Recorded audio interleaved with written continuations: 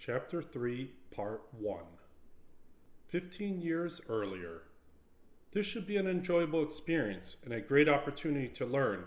You'll do great, Frank said, turning to Will from the driver's seat of his 4x4 and giving him a reassuring pat on the shoulder. Frank Quinlan, a man in his late 50s with a strong Irish accent, pulled up to the Aer Lingus drop-off area at Boston International Airport.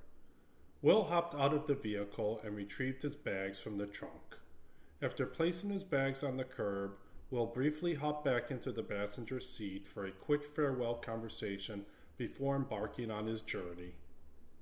Here's the phone I always use in Ireland and some money until you get to an ATM. There should be credit on the phone, so it should work as soon as you arrive. Frank handed Will an Irish burner phone in a plastic Ziploc bag, which also contained €50 notes and assorted Irish coins. Despite over 40 years in America, Frank's Irish accent remained prominent. Did you give Mom your bank details so we can deposit some money into your account until you receive your first paycheck? Frank inquired. I provided Mom with all the details, thank you, Will replied. All right, we'll deposit money into it tomorrow, Frank said, visibly proud of his son's preparations. That's okay, Dad. I've saved up enough money to tide me over, Will reassured him. Frank continued, I've called Seamus. He'll have the car ready for you as soon as you land. Just give him a call. You'll find his number under Seamus' car storage in the phone. Are you okay with that?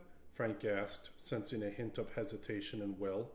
I haven't driven a manual transmission in a while, Will admitted, chuckling nervously. You'll be fine. It's like riding a bike. Just remember to stay on the left side of the road when you start and you'll have no problems, Frank reassured him. Got it, Will said with determination. Now, you'll have Willie over there, but call me if anything happens, okay?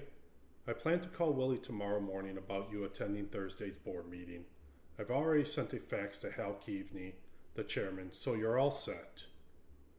I've also spoken to Brian Mulvaney, the CEO, and arranged a meeting for you with him tomorrow at 4 p.m. your time at his office. He'll go over what you need to know as a new board director. You know how to get there, right? The Docklands? Frank asked, making sure everything was in order. I'll find it. 4 p.m. Got it, Will confirmed, albeit a bit nervously, mentally checking off his to-do list. Now, this is crucial. Do not trust Willie. He's my brother, and I love him, but he's not a good person. I need you to understand that. He's not honest and may manipulate situations. Be vigilant, and most importantly, don't let on that you know this, Frank cautioned, his gaze fixed on Will. Will was surprised by his father's warning. It was the first time he had heard his father speak negatively about Uncle Willie. Frank had never shared much about Willie with Will. I've heard the same from Mom already. I'll keep my ears open and my mouth shut. Mom even called Ireland Babylon and suggested we sell everything and leave instead of going deeper into this, Will replied. Your mother is a brilliant woman, Frank continued. I know you're intelligent, but these people play by a different set of rules. They lack morals and ethics, so it's best to let them underestimate you and keep your thoughts to yourself as much as possible. Will's mom hadn't been thrilled about his trip to Ireland. She hadn't visited Ireland since Will's older brother tragically passed away from a sudden heart attack while working for Irish Energy during a summer visit. She had always advised Frank to sell his assets in Ireland, claiming that nothing good can come from that godforsaken country. Nevertheless, Frank had felt a duty to assist his fellow Irishmen, who had lived in poverty for most of his life.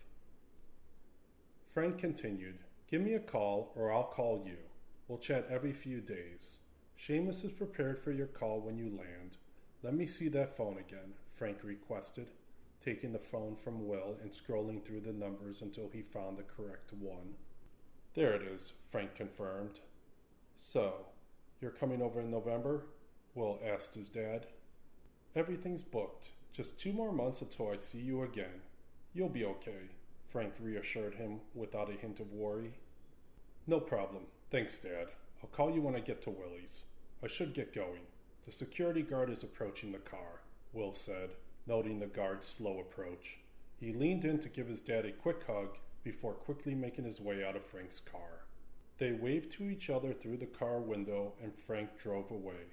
Will put on his backpack and picked up his enormous duffel bag in one hand while carrying a set of golf clubs and a travel case in the other.